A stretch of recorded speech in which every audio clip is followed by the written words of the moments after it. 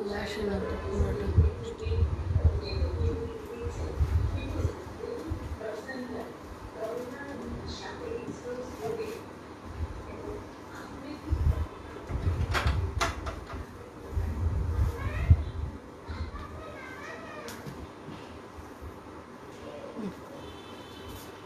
প্রিয় শিক্ষার্থী, তোমাদের সবাইকে আমন্ত্রণ জানাচ্ছি আজকে অনলাইন ক্লাসে। আশা করি তোমরা সবাই ভালো আছো। তোমাদের ক্লাসগুলো তো নিয়মিত হচ্ছে, কিন্তু তোমাদের উপস্থিতি দিন দিন কমছে। তো তোমরা যতই এই জিনিসটা বাড়ছে ততই কেন তোমাদের উপস্থিতি কমছে এটা আমি ঠিক বুঝতে পারছি না। কিন্তু তোমাদের উপস্থিতি বাড়াতে হবে, বুঝলে? তোমাদের উপস্থিতি বাড়াতে হবে, পড়ার মধ্যে আসতে হবে। কারণ ইউনিভার্সিটি মানে আমাদের যখন কলেজটা খুলে যাবে তখন দেখা যাবে পরীক্ষার একটা ব্যাপার চলে আসবে, কারণ সবাই তো ক্লাস নিচ্ছে, তাই না? তো এখন এই পরীক্ষার ব্যাপারটা যদি চলে আসে তখন কিন্তু আমরা বলতে পারবো না যে আমরা ক্লাস পাইনি, কারণ এই আর নতুন করে ক্লাসও নেওয়া পসিবল না। তো এই জন্য তোমাদের ক্লাসগুলো ঠিক মতো করতে হবে। আর যদি তোমরা পরবর্তীতেও দেখো, তারপরে মনে হয় যদি লাইভে দেখো সেখানে তোমাদের কোশ্চেন থাকলে সেটা তোমরা করতে পারো, কিন্তু পরে করলে হয়তো বা প্রশ্নগুলো ওইভাবে অ্যান্সার দেওয়া হয় না। সেজন্য উচিত কিন্তু লাইভেই থাকা, এবং ওখানে তোমার যদি কোনো প্রবলেম থাকে সেখানেই প্রশ্ন করা, তাহলে আমরা উত্তরটা ওইখানেই দিতে পারবো। যাই হোক, আমি কথা না বাড়ি আজকে আমাদের টপিকে চলে যাই। তো আমাদের মোটামুটি দুটো চ্যাপ্টারই শেষ বলতে গেলে। আমাদের যে দুটো চ্যাপ্টার ছিল ম্যাগনেটিক ফিল্ড এবং magnetic field due to current, ঠিক আছে? ম্যাগনেটিক ফিল্ড এবং magnetic field due to current, কারেন্টের কারণে যে ম্যাগনেটিক ফিল্ডটা হয় সেই এই দুটো চ্যাপ্টার মোটামুটি শেষ। তো কয়েকটা টপিক বাকি ছিল, সেই কয়েকটা টপিক আজকে আমি আলোচনা করে এই দুটো চ্যাপ্টার শেষ করে দিব। এরপরে আমরা নতুন চ্যাপ্টারে নেক্সট ক্লাস থেকে চলে যাবো। আশা করি আমি শেষ করতে পারবো, আচ্ছা যদি সময়ও লাগে একটু তোমরা থাকবে।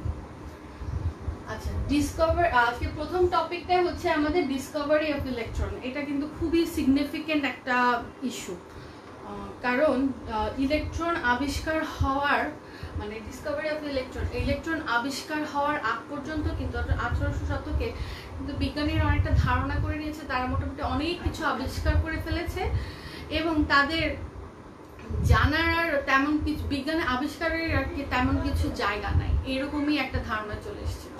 যেমন সবচেয়ে ছোট যে ভর সেটা হচ্ছে অ্যাটমের ভর, এবং সবচেয়ে ছোট অ্যাটম কোনটা? Hydrogen atom.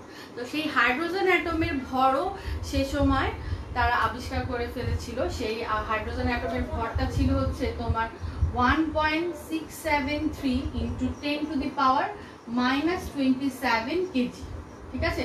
একটা হাইড্রোজেন অ্যাটমের ভর, এই হাইড্রোজেন অ্যাটমের ভরটা ছিল তোমার মাস অফ হাইড্রোজেন অ্যাটম। তাহলে এই হাইড্রোজেন অ্যাটমের ভরটা ছিল 1.673 × 10⁻⁻27, এবং ডাল্টনের মতবাদ অনুযায়ী দেখা গেছে যে একটা অ্যাটম, একটা স্ফেরিক্যাল একটা অ্যাটম, সেই অ্যাটমগুলো কি দেখা যায় যে এমন একটা স্ফিয়ার, যে স্ফিয়ারগুলো আর কোনো কিছু দিয়ে গঠিত না, অর্থাৎ এটা একদম ইন্ডিপেন্ডেন্ট, অর্থাৎ এটা আর কোনো কিছু দিয়ে গঠিত না, এটাকে ভাঙলে অ্যাটমকে ভাঙলে আর কিছু পাওয়া যাবে না। সো এই অ্যাটমটা হচ্ছে সবচেয়ে ক্ষুদ্রতর। তো এই পর্যন্ত আবিষ্কার মোটামুটি এই পর্যন্তই ছিল যে তাদের চিন্তা ভাবনা।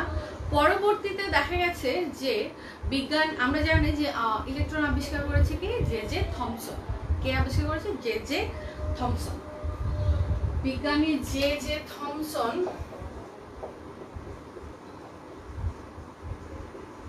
আবিষ্কার করেছে 1897 সালে। 1897 সালে ইলেকট্রন আবিষ্কার করেছে। তিনি কিন্তু ইলেকট্রনটা আবিষ্কার করার জন্য পরীক্ষা করছিলেন না, উনি মূলত ক্যাথোড রে নিয়ে কাজ করছিলেন, এবং ক্যাথোড রে নিয়ে কাজ করতে গিয়ে উনি এক ধরনের পার্টিকেলের দেখতে পেলেন, সেই পার্টিকেলের উনি পরবর্তীতে নামকরণ করেছে হচ্ছে তোমার ইলেকট্রন, যেটা আমরা আজকে দেখব। তো এই টপিকটা এই ম্যাগনেটিক ফিল্ডে পড়ার উদ্দেশ্য হচ্ছে আমরা যদি একটা চার্জ পার্টিকেলকে ম্যাগনেটিক ফিল্ড এবং ইলেকট্রিক ফিল্ড এই দুটো ধরনের ফিল্ডে যদি নেই, তাহলে দেখা যায় ম্যাগনেটিক ফিল্ড এবং ইলেকট্রিক ফিল্ড দুজনেই কি করে, ওই চার্জ পার্টিকেলের উপরে কি করে, এক ধরনের ফোর্স অ্যাপ্লাই করে। এই ফোর্সটা তারা আমরা জানি কি লরেন্স ফোর্স, তাই না? একটা ইলেকট্রিক ফিল্ড এবং ম্যাগনেটিক ফিল্ড যদি একসাথে থাকে তাহলে সেই ফিল্ডটা হচ্ছে সেটা একটা পার্টিকেল যখন যে ফোর্সটা অনুভব করে সেই ফোর্সটা হচ্ছে লরেন্স ফোর্স, তাই তো? এখানে ইলেকট্রিক ফিল্ড এবং ম্যাগনেটিক ফিল্ড যদি পারপেন্ডিকুলারলি অবস্থান করে তখন ওই ফিল্ডটাকে আমরা বলছি ক্রস ফিল্ড, ঠিক আছে? তাহলে ক্রস ফিল্ড কি, যখন একটা চার্জ পার্টিকেল কি করা হয় একটা ইলেকট্রিক ফিল্ড এবং একটা ম্যাগনেটিক ফিল্ডে সে যখন মুভ করে তখন দেখা যায় যে ওটা একটা আলাদা একটা ফোর্স অনুভব করে এই ইলেকট্রিক ফিল্ড এবং ম্যাগনেটিক ফিল্ডের কারণে একটা রেজাল্টেড ফোর্স অনুভব করে। আর এই ইলেকট্রিক ফিল্ড এবং ম্যাগনেটিক ফিল্ড যদি পরস্পর পারপেন্ডিকুলারলি অবস্থান করে তখন আমরা ওই ফিল্ডটাকে বলছি হচ্ছে ক্রস ফিল্ড। তাহলে এই ক্রস ফিল্ডেরই একটা উদাহরণ হচ্ছে ডিসকভারি অফ ইলেকট্রন। তাহলে discovery of electron is the example of the cross field. Okay, তাহলে এই ক্রস ফিল্ডের এক্সাম্পল হচ্ছে তোমার E ক্রস B। এইটার একটা উদাহরণ হচ্ছে ডিসকভারি অফ ইলেকট্রন। তাহলে এই ডিসকভারি অফ ইলেকট্রনের জন্য আমরা জে থমসন যে কাজটা করেছি সেটাই আমরা জাস্ট দেখবো, আধুনিক কোনো পদ্ধতি না দেখে আমরা জে থমসনের পদ্ধতিটাই দেখব। তো জে থমসন এর জন্য একটা ক্যাথোড টিউব নিয়েছিলেন। ক্যাথোড টিউবটা আমরা সাধারণত সিআরটি মডেলের যে টেলিভিশনগুলো আছে সেই টেলিভিশনে আমরা ক্যাথোড টিউব দেখতে পাই, ঠিক আছে? ওইখানে ক্যাথোড টিউবটা দেখা যায়। তো দেখা যায় যে এখানে জে থমসন যে টিউব ইউজ করেছেন সেটা এরকম একটা মাইকের মতোই একটা টিউব। এখানে ফ্লোরোসেন্ট স্ক্রিন আছে, ফ্লোরোসেন্ট স্ক্রিন। এই টিউবে যে গ্যাসটা থাকে, এই টিউবের যে গ্যাসটা থাকে এই গ্যাসটা কি করা হয়, বাইরে থেকে এটাকে আমরা নিষ্কাশিত করে এই গ্যাসের এই ভেতরের চাপটাকে দেখা যায় কমিয়ে কমিয়ে 0.01 প্যাসকেলে নিয়ে আসা হয়, ঠিক আছে? 0.01 প্যাসকেলে নিয়ে আসা হয়। এর যে প্রেসার সেই প্রেসারটাকে আমরা আস্তে আস্তে কমিয়ে কমিয়ে 0.01 প্যাসকেলে নিয়ে আসলাম। এখন এখানে একটা ক্যাথোড এবং একটা অ্যানোড উনি নিয়েছেন। এই অ্যানোডের মধ্যে একটা ছোট্ট হোল আছে, ঠিক আছে? ছোট্ট হোল।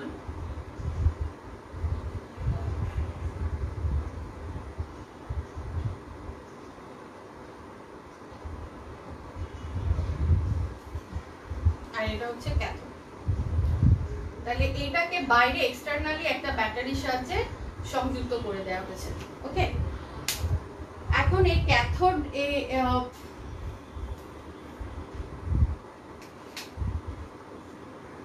নেগেটিভ টার্মিনাল এবং অ্যানোড হচ্ছে পজিটিভ টার্মিনাল, ঠিক আছে? তাহলে এইরকম ভাবে একটা ব্যাটারির সাথে সংযুক্ত করে দেওয়া হচ্ছে এবং এখানে এক্সটার্নালি হাই ভোল্টেজ অ্যাপ্লাই করা হয়েছে। ভোল্টেজ এখানে হাই অ্যাপ্লাই করা হয়েছে, বা বলতে পারো যে পটেনশিয়াল ডিফারেন্স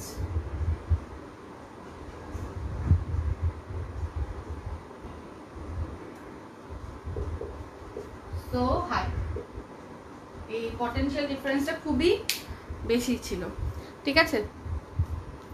তাহলে এই পটেনশিয়াল ডিফারেন্স যখন অ্যাপ্লাই করা হয় এবং এর ফলে কি হবে, এই ক্যাথোডটা কি হবে, এক্সাইটেড হবে, অর্থাৎ তাপ এর উপর যখন তাপ এসে পড়বে তখনই কি হবে, এটা উত্তপ্ত হবে।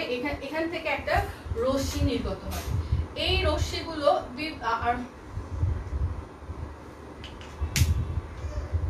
এই রশ্মি নির্গত হবে। এই রশ্মিগুলো অনেকগুলোই নির্গত হয়, ঠিক আছে? অনেকগুলোই তিনি দেখলেন যে অনেকগুলো রশ্মি নির্গত হয়, কিন্তু এই স্লিটের মধ্য দিয়ে বা ছিদ্রের মধ্য দিয়ে যে রশ্মিটা গমন করেছে সোজা ফ্লোরোসেন্ট স্ক্রিনে গিয়ে আঘাত করেছে, বা ফ্লোরোসেন্টের পর্দায় যখন আঘাত করেছে ইলেকট্রনটা, তখন মানে ইলেকট্রন তো তখনও পর্যন্ত জানতো না যে ক্যাথোড রেটা কি হয়েছে, যখন ফ্লোরোসেন্ট স্ক্রিনে গিয়ে তোমার এসে পড়েছে তখন কি হচ্ছে, এই অংশটা গ্লো করলো, অর্থাৎ একটা উজ্জ্বল আলোক ছটা তুমি দেখতে পেলে, ঠিক আছে? একটা উজ্জ্বল আলোচ্যটা দেখতে পেলেন। এখন তখন ইনি বললেন যে এই জিনিসটা তখন এর আগে কখনো দেখা হয়নি। তাহলে উনি দেখলেন যে এরকম ভাবে যদি আমি পটেনশিয়াল ডিফারেন্সটাকে যদি হাই করে দেই এবং এর মধ্যে যদি আমরা এই চাপটাকে, গ্যাসের চাপটাকে যদি কমিয়ে এনে দিই, তাহলে দেখা যাচ্ছে যে এখান থেকে এক ধরনের রে নির্গত হয় এবং এই রেটা কি করে, এই ফ্লোরোসেন্ট স্ক্রিনটাকে তোমার ব্রাইটেন করে, এই একটা নির্দিষ্ট অংশে ব্রাইটেন করে। তারপরে উনি এটা নিয়ে আরেকটু পরীক্ষা করলেন। তাহলে এই ধরনের রশ্মিটা আসলে কি, এটা কি চার্জ পার্টিকেল নাকি আনচার্জ পার্টিকেল, এটা বোঝার জন্য উনি দুটো প্লেট ইউজ করলেন। ঠিক আছে, এই টিউবের বরাবর দুটো প্লেট ইউজ করলেন, ইলেকট্রিক প্লেট, এটা যেটার মাধ্যমে আমরা কি করতেছি, ইলেকট্রিক ফিল্ড অ্যাপ্লাই করতেছি। ঠিক আছে, এটার মাধ্যমে আমরা ইলেকট্রিক ফিল্ড অ্যাপ্লাই করতেছি। এটা হচ্ছে পজিটিভ টার্মিনাল আর এটা হচ্ছে নেগেটিভ টার্মিনাল। ঠিক আছে, তাহলে এটাকেও আমরা এক্সটার্নালি ভোল্টেজের মাধ্যমে অ্যাপ্লাই করতে পারি, এক্সটার্নালি ভোল্টেজের মাধ্যমে অ্যাপ্লাই করতে পারি। এবং এই এখানে একটা ম্যাগনেটিক ফিল্ডও উনি নিলেন, যেগুলো কিনা ক্রস মানে কি ভেতরের দিকে প্রবেশ করছে, তাই না? ম্যাগনেটিক ফিল্ডের গুলো কি করতেছে, ভেতরের দিকে প্রবেশ করছে। ঠিক আছে, তাহলে এই ক্রস দ্বারা আমরা ম্যাগনেটিক ফিল্ড প্রকাশ করলাম। তাহলে এখানে একটা প্লেট নিলেন, ইলেকট্রিক ফিল্ড এবং ম্যাগনেটিক ফিল্ড অ্যাপ্লাই করলেন। তাহলে আমরা এখানে দেখলাম যে এটাই হচ্ছে কিন্তু সেই ক্রস ফিল্ড। ঠিক আছে, ক্রস ফিল্ডের উদাহরণ হিসেবে যে ডিসকভারি অফ ইলেকট্রন দেখছি, এখানে এই ক্রস ফিল্ডটা কিন্তু এখানে অ্যাপ্লাই হচ্ছে। এখানে ম্যাগনেটিক ফিল্ড আছে এবং এখানে একটা ইলেকট্রিক ফিল্ড আছে। এখন যখন শুরুতে উনি এই এর মান এবং বি এর মান, অর্থাৎ দেখা গেছে যে E ইকুয়ালস টু 0 এবং B ইকুয়ালস টু 0, অর্থাৎ এখানে কোনো ভোল্টেজ অ্যাপ্লাই করে না এবং যার ফলে কোনো ইলেকট্রিক ফিল্ডও কাজ করছে না, ম্যাগনেটিক ফিল্ডও কাজ করছে না। তো এই এক্সটার্নালি এখানে হাই ভোল্টেজ অ্যাপ্লাই করার, পটেনশিয়াল ডিফারেন্স অ্যাপ্লাই করার ফলে এখানে কি হচ্ছে, আবারও দেখা যাচ্ছে যে আমরা ক্যাথোড রশ্মি নির্গত হচ্ছে, ক্যাথোড রে নির্গত হচ্ছে এবং যথারীতি এটাকে গ্লো করতেছে, স্ক্রিনটাকে গ্লো করতেছে। ওকে, এখন এরপরে উনি যে কাজটা করলেন, এটা কি চার্জিত না অচার্জিত, অর্থাৎ এটা চার্জ না আনচার্জ, এরকম পার্টিকেল হিসেবে দেখার জন্য উনি কি করলেন, এই প্লেটগুলোতে উনি একটা ভোল্টেজ ডিফারেন্স অ্যাপ্লাই করলেন। এই ভোল্টেজ ডিফারেন্স অ্যাপ্লাই করার পরে তখন কিন্তু ই অ্যাপ্লাই হয়েছে, ই অ্যাপ্লাই করলো ইলেকট্রিক ফিল্ড, অর্থাৎ ইলেকট্রিক ফিল্ড অ্যাপ্লাই করলো। তাহলে ফলে কি হলো, তখন বি কিন্তু 0, বি কিন্তু 0, বি কিন্তু তখনও অ্যাপ্লিকেবল হয়নি। ঠিক আছে, তাহলে এখানে এরপরে উনি কি দেখলেন যে এই যে ক্যাথোড রেটা সামান্য তার অরিজিনাল পজিশন থেকে ডিভিয়েটেড হয়ে যাচ্ছে, অর্থাৎ পূর্বে যে পজিশনে ছিল সেই পজিশনে আর থাকলো না। ঠিক আছে, তো এই পজিশন থেকে সে সরে গিয়ে উপরের দিকে একটা গ্লো তৈরি করলো, ফ্লোরোসেন্ট স্ক্রিনে একটা গ্লো তৈরি করলো। তাহলে এখান থেকে দেখা যাচ্ছে যে এই যে ক্যাথোড রেটা নির্গত হলো, সেটা ইলেকট্রিক ফিল্ড অ্যাপ্লাই করার কারণে কি হচ্ছে, তার ডিভিয়েশন হইলো, অর্থাৎ ডিফ্লেকশন হইলো। এই ডিফ্লেকশনটা দেখা যাচ্ছে যে পজিটিভ প্লেটের দিকে হচ্ছে। দেখো, পজিটিভ প্লেটের দিকে হচ্ছে। এখান থেকে আমরা কি বুঝতে পারি যে ক্যাথোড রেটা নির্গত হচ্ছে সেটা আসলে কি, এক ধরনের নেগেটিভ চার্জ। এখান থেকে সিদ্ধান্তে পৌঁছানো যায় যে এটা একটা নেগেটিভলি চার্জড পার্টিকেল, যেটা আমরা জানি যে negative opposite attract each other, অর্থাৎ পজিটিভ চার্জ এবং নেগেটিভ চার্জ পরস্পরকে আকর্ষণ করছে। তাহলে এইখান থেকে আমরা সিদ্ধান্ত উপনীত হতে পারি যে উনি একটা ধারণা করলেন যে দেখা যাচ্ছে যে এখানে এটা আমরা পাচ্ছি যে নেগেটিভ চার্জ, কারণ এখানে ডিভিয়েশনটা পজিটিভ প্লেটের দিকে হয়েছে। এরপরে উনি ম্যাগনেটিক ফিল্ড অ্যাপ্লাই করলেন এবং এই ম্যাগনেটিক ফিল্ডটা বামহস্ত রুল অনুযায়ী যদি তোমার এইদিকে হয় হচ্ছে তোমার ম্যাগনেটিক ফিল্ড, এই তর্জনী তোমার যদি ম্যাগনেটিক ফিল্ডের ডিরেকশন নির্দেশ করে অর্থাৎ ভেতরের দিকে, এবং এটা যদি ইলেকট্রিক কি বলে ইলেকট্রনের বা ক্যাথোড রে ডিরেকশন নির্দেশ করে, অর্থাৎ ভেলোসিটি স্পিড ভি নির্দেশ করে, তাহলে দেখা যাচ্ছে পজিটিভ চার্জের জন্য ফোর্সের ডিরেকশন হবে হচ্ছে ম্যাগনেটিক ফোর্সের ডিরেকশন হবে উপরের দিকে। অর্থাৎ এখানে যদি এটা যদি তোমার ম্যাগনেটিক ফিল্ডের ডিরেকশন হয়, এটা যদি ম্যাগনেটিক ফিল্ডের ডিরেকশন হয়, এই আঙুলটাকে যদি আমি এভাবে আঁকি, এটা যদি তোমার ম্যাগনেটিক ফিল্ডের ডিরেকশন হয় আর এটা যদি তোমার ভেলোসিটি ডিরেকশন হয়, তাহলে এই থামটা তোমার কি নির্দেশ করবে হচ্ছে ম্যাগনেটিক ফোর্সের ডিরেকশন এফবি ফর পজিটিভ চার্জের জন্য, ঠিক আছে? পজিটিভ চার্জের জন্য এটা উপরের দিকে নির্দেশ করবে। এখন উনি অ্যাপ্লাই করলেন এই ম্যাগনেটিক ফিল্ডটা, ঠিক আছে? অ্যাপ্লাই করে দেখলেন যে এবার যে ক্যাথোড রেটা নির্গত হয়েছিল, সেই ক্যাথোড রেটা উপর থেকে একটু নিচে নেমে চলে আসে, আর এরপর থেকে নিচের দিকে চলে আসে। তার মানে হচ্ছে যে পার্টিকেলটা নির্গত হয়েছে সেটা কিন্তু পজিটিভ না, তার মানে ফোর্সটা কোন দিকে কাজ করছে? এই যে ইলেকট্রিক ফোর্সের বিপরীত দিকে কাজ করতেছে, ম্যাগনেটিক ফিল্ডটা নিচের দিকে কাজ করতেছে, ম্যাগনেটিক ফোর্সটা নিচের দিকে কাজ করতেছে। তাহলে এই ম্যাগনেটিক ফোর্সটা যেহেতু নিচের দিকে কাজ করতেছে, তাহলে আমরা এখান থেকে বলতে পারি যে নেগেটিভ চার্জের জন্য ম্যাগনেটিক ফিল্ডের ডিরেকশন কোন দিকে থাকে? নিচের দিকে, অর্থাৎ থাম্বের ডিরেকশন থাকবে হচ্ছে নিচের দিকে, negative charge for negative charge particle. তাহলে এখান থেকেও আমরা বলতে পারি যে তোমার যে চার্জ পার্টিকেলটা আছে সেটা নেগেটিভ। তাহলে এই নেগেটিভের জন্য আমরা যে ডিফ্লেকশনটা সেটা আবার একটু নিচের দিকে দেখলাম। এরকম ভাবে আস্তে আস্তে উনি ম্যাগনেটিক ফিল্ডের মান বাড়াতে থাকলেন এবং বাড়াতে বাড়াতে একদম নিউট্রাল পজিশনে, যেটা অরিজিনাল পজিশন ছিল, ওই পজিশনে আনলেন, যতক্ষণ পর্যন্ত না এদের মান দুটো সেম হয়ে গেল, ঠিক আছে? যতক্ষণ পর্যন্ত না এই মান দুটো সেম হয়ে গেল। তাহলে ইলেকট্রিক ফিল্ডের ডিরেকশন কি করতেছিল? উপরের দিকে কাজ করতেছিল, আর ম্যাগনেটিক ফিল্ডের ডিরেকশন কি করতেছিল? নিচের দিকে কাজ করতেছিল। তাহলে এটা যখন সমান হয়ে গেল, তখন আবার আগের পজিশনে এই ফ্লোরোসেন্ট স্ক্রিনকে সে কি করবে? আলোকিত করবে, ঠিক আছে? তাহলে এইভাবে উনি দেখলেন যে এই যে চার্জ পার্টিকেলটা, এই পার্টিকেলটা আসলে একটা নেগেটিভ চার্জ পার্টিকেল। এই সিদ্ধান্তে উপনীত হলেন যে এটা একটা নেগেটিভলি চার্জড পার্টিকেল, ঠিক আছে? এরপরে এখান থেকে উনি ডিফ্লেকশন নির্ণয় করতে পারলেন। দেখো যে এখান থেকে যে ডিফ্লেক্ট হলো, এই অংশটুকুকে যদি ওয়াই ধরো, এই অংশটুকুকে যদি তোমরা ওয়াই ধরো, তাহলে এখান থেকে ডিফ্লেকশন নির্ণয় করা যায়। এই ডিফ্লেকশনের মান হচ্ছে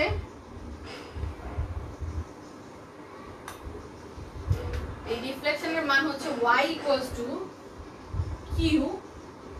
এখানে আমরা এটার মানটা শুধু নিয়েছি, চার্জের মানটা শুধু নিয়েছি e l square 2m v square. এখানে v হচ্ছে velocity speed of the charge particle. আমরা তখনও এটাকে ইলেকট্রন বলবো না, কারণ এখনো পর্যন্ত এটা ইলেকট্রন কিনা তারপরের সিদ্ধান্ত আসছে। যাই হোক, এটা একটা speed of the charge particle. তারপরে এটা ইলেকট্রিক ফিল্ডের মান, অর্থাৎ এই ইলেকট্রিক ফিল্ডের মান আমি কত দিয়েছি সেটা আমি নির্ণয় করতে পারবো। ইভেন ম্যাগনেটিক ফিল্ডের মানও আমি কত অ্যাপ্লাই করেছি সেটাও আমি নির্ণয় করতে পারবো। আর হচ্ছে এখানে এল হচ্ছে তোমার এই এখান থেকে এতটুকুর দূরত্ব, ঠিক আছে? এখান থেকে এতটুকু দূরত্ব, L is the length of the plates। এখন তারপর হচ্ছে m হচ্ছে চার্জ পার্টিকেলের ভর, মাস অফ দ্য চার্জ পার্টিকেল। তাহলে এখান থেকে আমরা এই এটাও তুমি ডিফ্লেকশনের একটা রিলেশন বের করলো, ঠিক আছে? এই ডিফ্লেকশনের রিলেশন বের করলো এবং দেখা গেল যে আমরা আগে বলেছি যে ওই পর্যন্ত উনি ম্যাগনেটিক ফিল্ডে অ্যাপ্লাই করলো যতক্ষণ পর্যন্ত না FE equals to FB হয়, অর্থাৎ ওর আগের পজিশনে চলে আসে। তাহলে FB equals to FE হইলে FE equals to FB হলে আমরা বলতে পারি FE equals to কি? আমরা জানি QE, তাই না? QE। আর এফ বি হচ্ছে ম্যাগনেটিক ফিল্ডের মান কি হবে কিউ ভি বি, অর্থাৎ ম্যাগনেটিক ফিল্ডের মান হবে কিউ ভি বি। ঠিক আছে, তাহলে এখান থেকে কিউ কিউ কেটে যায়, তাহলে ভি ইকুয়ালস টু লেখা যায় হচ্ছে E by D, V equals to লেখা যায় ই বাই ডি।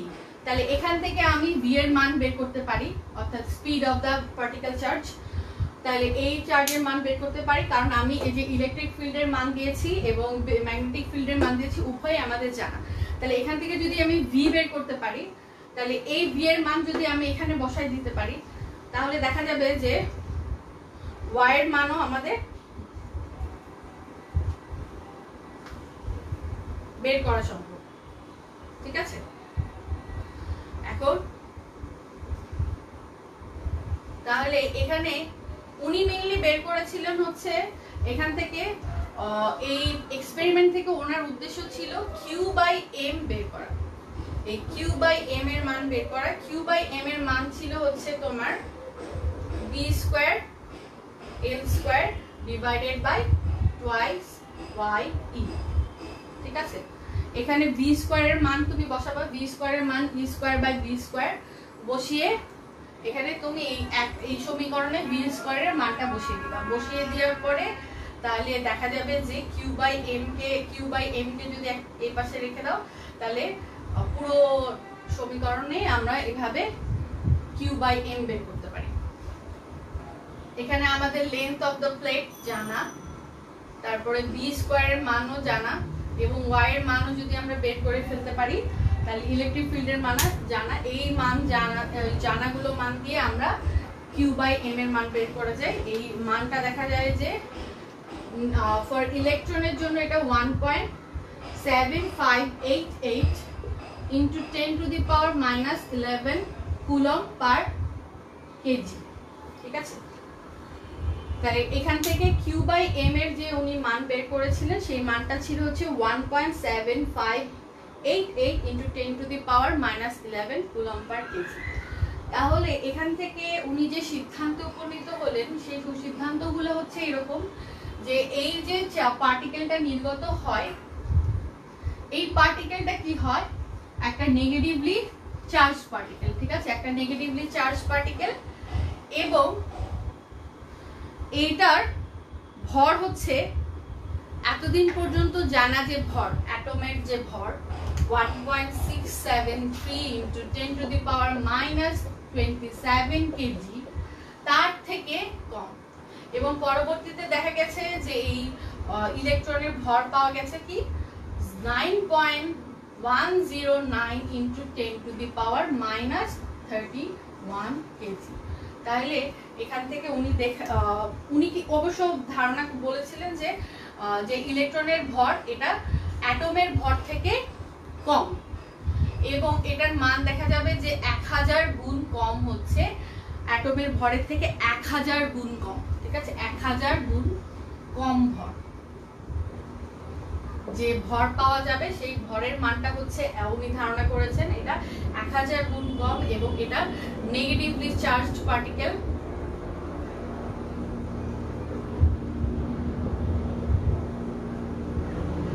ঠিক আছে, আর আরেকটা উনি ধারণা করেছে অ্যাটম এমনি ইন্ডিভিজুয়ালি একটা নিউট্রাল থিংস। ঠিক আছে, অ্যাটম কিন্তু ইন্ডিভিজুয়ালি একটা নিউট্রাল থিংস, অর্থাৎ তার মানে এখানে এই যে ইলেকট্রন আছে এই ইলেকট্রনকে তোমার ব্যালেন্স করার জন্য একটা পজিটিভ চার্জও থাকে।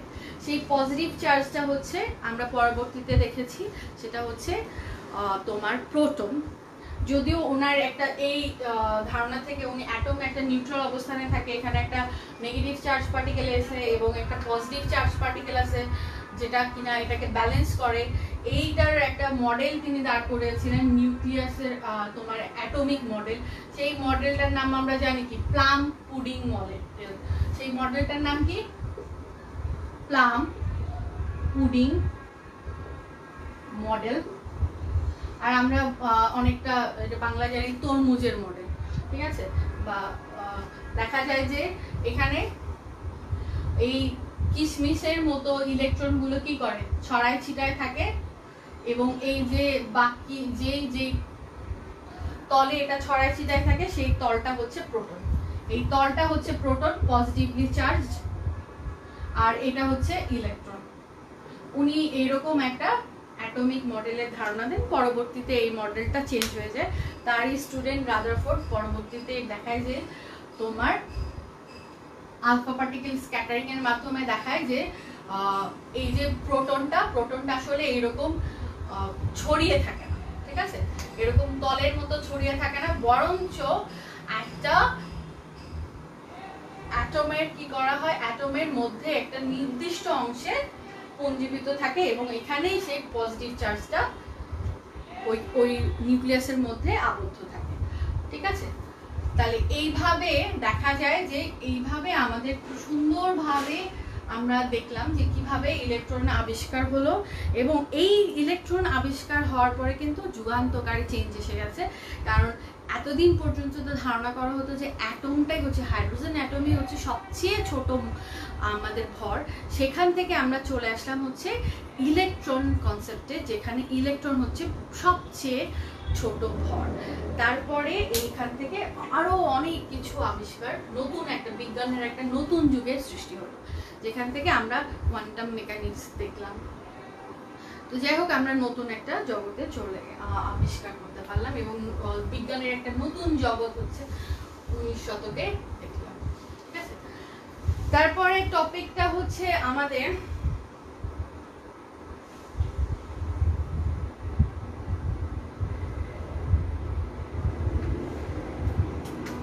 এর পরের টপিকটা হচ্ছে সার্কুলেটিং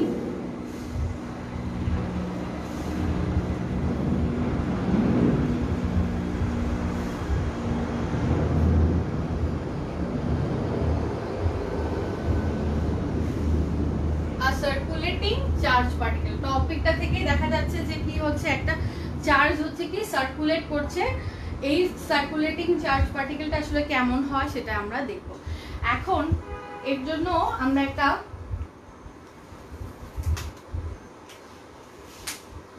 ম্যাগনেটিক ফিল্ড নেই,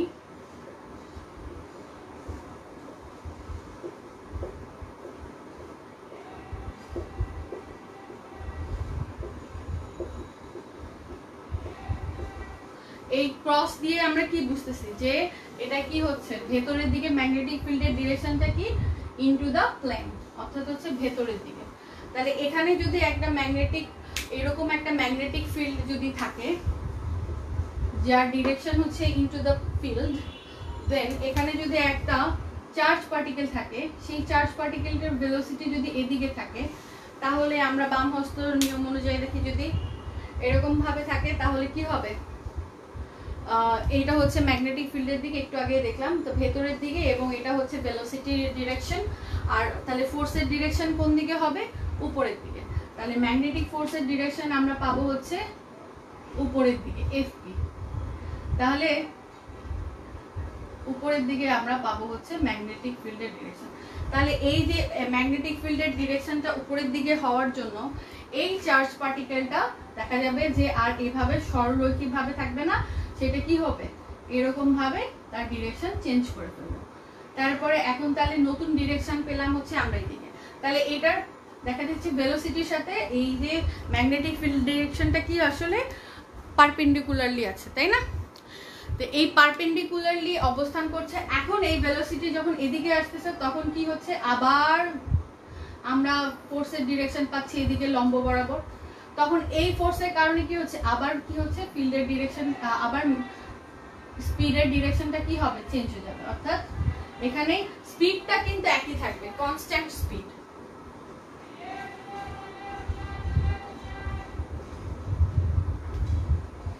কনস্ট্যান্ট, ঠিক আছে।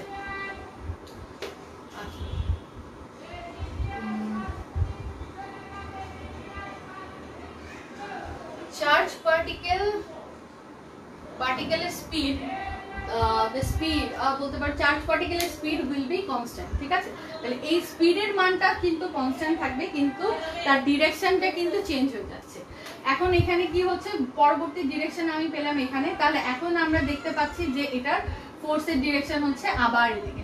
তাহলে এই ফোর্সের ডিরেকশনের কারণে আবার কি করবে, এভাবে টার্ন করবে সে, তখন আবার এখানে আমরা পাবো এফ এর ডিরেকশন, এরকম এফ এর ডিরেকশন। তারপরে এটার জন্য আবার এদিকে টার্ন করবে, তখন আবার এখানের জন্য পাবো। এখন এই আবার কি করবে, এই নিচের দিকে টার্ন করতে চাইবে, এটাকে নিচের দিকে পুল করবে, তখন আবার এইদিকে পাবো ভেলোসিটি ডিরেকশন, আর এখানে এফ এর ডিরেকশন। তারপরে এটার জন্য আবার এরকম করে টার্ন করবে, আবার এরকম করে টার্ন করবে, তারপরে দেখা যাবে এরকম করে টার্ন করবে। তাহলে এইগুলোকে দেখা যাচ্ছে প্রত্যেকটাই কি হচ্ছে, একটা বিন্দুতে গিয়ে মিলিত হচ্ছে। এই এফ গুলোকে যদি আমি সংযুক্ত করি দেখা যাচ্ছে একটা বিন্দুতে গিয়ে মিলিত হচ্ছে, যেটা কিনা একটা কেন্দ্রের মতো। ঠিক আছে, এই অ্যারো গুলোকে ছোট ছোট করে নিলে, এটাকে যদি আরো ছোট ছোট করে নিই দেখা যাবে যে এটা একটা সার্কেলের মতোই শেপ তৈরি করেছে, এটা একটা সার্কেলের মতোই শেপ তৈরি করেছে।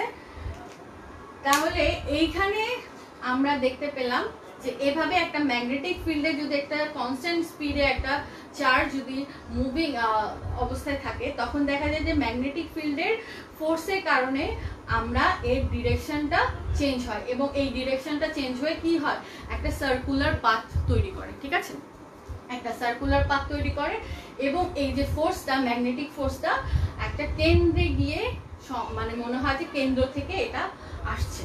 তাহলে এই ফোর্সটাকে আমরা বলতে পারি সেন্ট্রিপেটাল ফোর্স।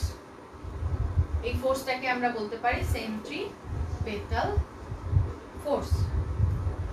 তাহলে এই ফোর্সটা হচ্ছে সেন্ট্রিপেটাল ফোর্স বা রেডিয়াল ফোর্স, যেটাই বলো না কেন, রেডিয়াল ফোর্স। তাহলে এই FB হচ্ছে তোমার একটা সেন্ট্রিপিটাল ফোর্স।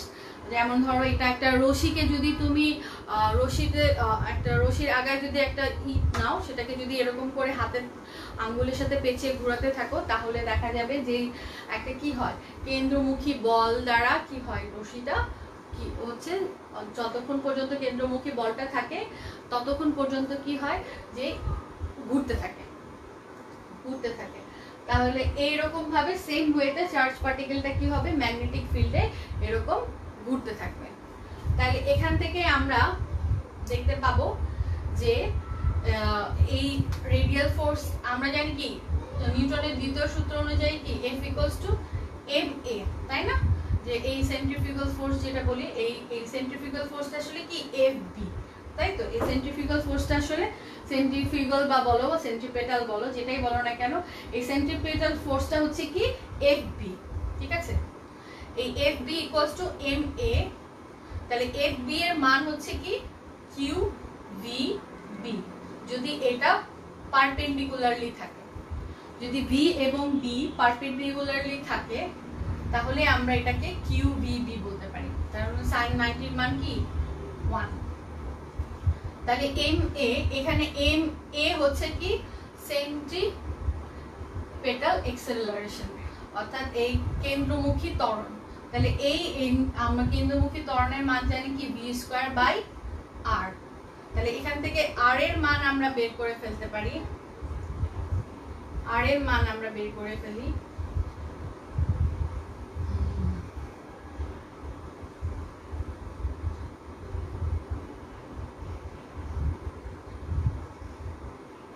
mv/qb।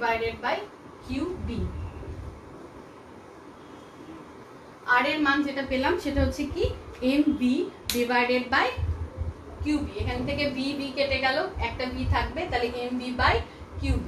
এখন এখানে v দেখো ভেলোসিটি না, speed of the charge particle. তাহলে এই স্পিড যদি বেশি হয় তাহলে কি হবে, রেডিয়াসও বেশি হবে, অর্থাৎ যত স্পিড হবে তার ব্যাসার্ধটাও, চার্জ পার্টিকেলের ব্যাসার্ধও বড় হবে।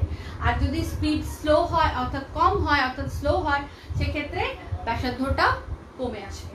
ঠিক আছে, তাহলে এটার সাথে আমরা দেখতে পাচ্ছি তোমার সমানুপাতিক হারে পরিবর্তিত হচ্ছে। স্পিড বাড়লে রেডিয়াল ফোর্স, রেডিয়াসটাও কি হয়, চার্জ পার্টিকেল যে রেডিয়াসটা তৈরি করে সেই রেডিয়াসের মানও কি হয়, বৃদ্ধি পায়। আর যদি এটার মান কমে তাহলে এটাও কমে। আবার ম্যাগনেটিক ফিল্ডের সাথে দেখো, ম্যাগনেটিক ফিল্ডের মান যদি তুমি বাড়াও তাহলে রেডিয়াস কি হবে, কমে যাবে। আর ম্যাগনেটিক ফিল্ডের মান যদি কমাও তাহলে রেডিয়াস কি হবে, বেড়ে যাবে।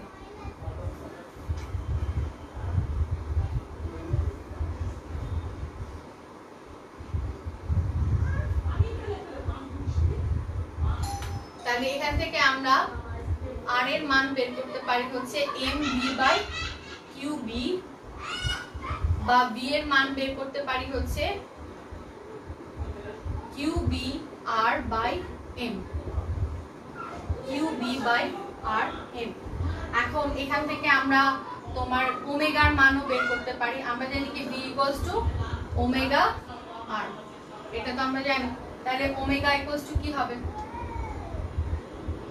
Q B by M. এই আর আর কেটে যাবে, তাহলে কি হবে কিউ বি বাই এম। তাহলে অ্যাঙ্গুলার ফ্রিকোয়েন্সি আমরা পেলাম কি, অ্যাঙ্গুলার ফ্রিকোয়েন্সি পেলাম কিউ বি বাই এম। এরপরে আমরা এখান থেকে টি বের করতে পারি, অর্থাৎ টাইম পিরিয়ড বের করতে পারি। টাইম পিরিয়ড ইকুয়ালস টু কি twice pi by omega equals to, আমরা জানি omega equals to twice pi by T. তাহলে এখান থেকে টি এর মান যদি বের করি তাহলে টি ইকুয়ালস টু হচ্ছে কি পাই বাই ওমেগা। ওমেগার মান কত, কিউ বি বাই এম। তাহলে এখানে বলা যায় হচ্ছে 2 pi M divided by Q. তাহলে টি এর মান কি আসলো 2 পাই বাই এম কিউব। তাহলে এখান থেকে ফ্রিকোয়েন্সিও বের করা যায়, ফ্রিকোয়েন্সি ইকুয়ালস টু কি 1 বাই টি। তাহলে মানে এটাকে উল্টায় দিলে কি পাওয়া যাবে, আমরা ফ্রিকোয়েন্সির মান পাওয়া যাবে।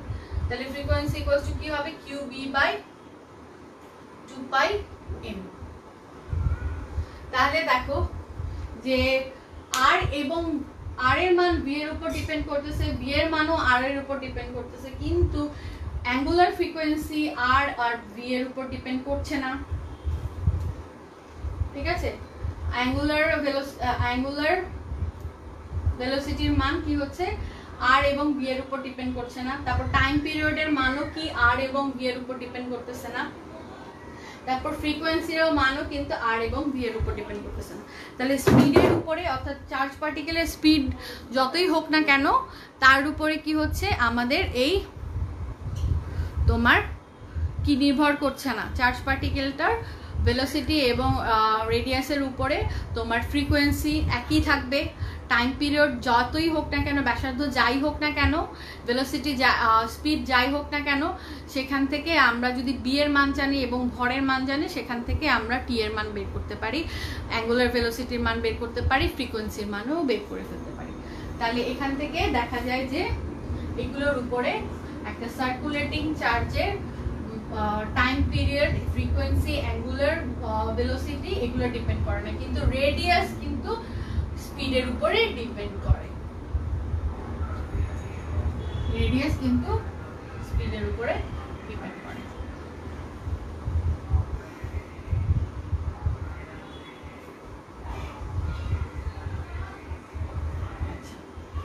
এরপরে আমরা নেক্সট যে টপিকে চলে যাব সেটা হচ্ছে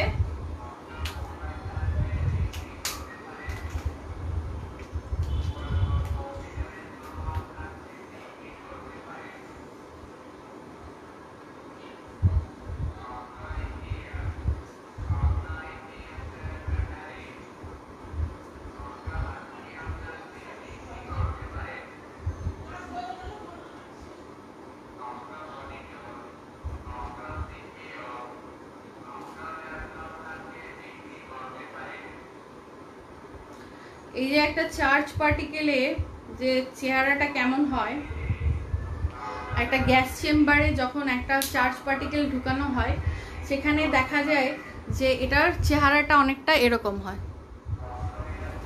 এইখানে দেখো একটা ছবি আমি দেখাচ্ছি, এখানে দেখো এই যে উজ্জ্বল অংশটা দেখছো ওটা একটা ইলেকট্রন এবং বি এর ডিরেকশন কিন্তু একটা পয়েন্ট, অর্থাৎ হচ্ছে বাহিরের দিকে। তাহলে বি এর ডিরেকশন অর্থাৎ স্পিড হচ্ছে উপরের দিকে। ঠিক আছে, তাহলে এইরকম করে দেখা যাচ্ছে যে একটা গ্লো এর ইলেকট্রনের গ্লো দেখতে পাচ্ছি এবং এভাবে একটা গ্যাস চেম্বারে ইলেকট্রন মুভ যখন করে দেখো যে একটা সাদা সার্কুলার পথ তৈরি করতেছে। এই সাদা সার্কুলার পথটা কিভাবে হলো, ইলেকট্রন যখন ওই গ্যাসের আয়নগুলোর সাথে কোলাইড করতেছে অর্থাৎ কলিশনে যাচ্ছে তখন কিন্তু এ ধরনের তোমার একটা সাদা হবে, গ্লো হবে। অর্থাৎ এই সাদা গ্লো থেকে আমরা কি করতে পারি যে দেখতে পাচ্ছি যে এটা একটা সার্কুলার পথ। ঠিক আছে,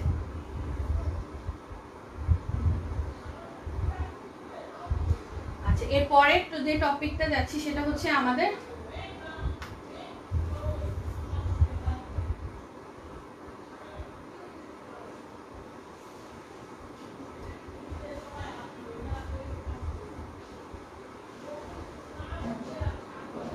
সাইক্লোট্রনস। ঠিক আছে, সাইক্লোট্রনস। ঠিক আছে, সাইক্লোট্রনস হচ্ছে এখান থেকে দেখা যাচ্ছে যে একটা সাইক্লো নাম থেকে দেখা যাচ্ছে একটা সাইকেল, এবং ট্রনস থেকে হচ্ছে তোমার এমন চার্জ পার্টিকেল, যে পার্টিকেলগুলো হচ্ছে কি ইলেকট্রন, ডিউটেরন, আলফা পার্টিকেল, তারপর হচ্ছে প্রোটন। এই ধরনের পার্টিকেলগুলো হচ্ছে যখন এরকম সাইক্লিক ভাবে তারা কি করা হয়, তোমার এরকম ভাবে মুভ করে, তখন ওইটাকে সাইক্লোট্রন বলতেছে। এই সাইক্লোট্রন কিন্তু এক ধরনের ডিভাইস, যেটা হচ্ছে তোমাদের মনে হয় পড়াটা মজা লাগছে না, যার কারণে তোমরা কি হচ্ছে যে অনেকেই মাত্র চলে গিয়ে 2 জন আছে, মাত্র চলে গিয়ে 2 জন আছে।